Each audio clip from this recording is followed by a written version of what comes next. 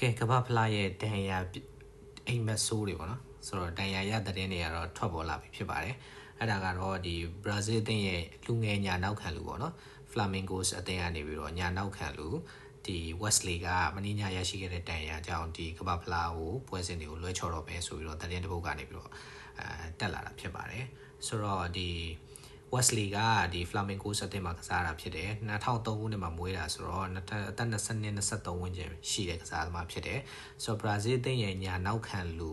ဒီအဖြစ်ပေါ့နော်အနာဂတ်ညာနောက်ခံလူဖြစ်သူကို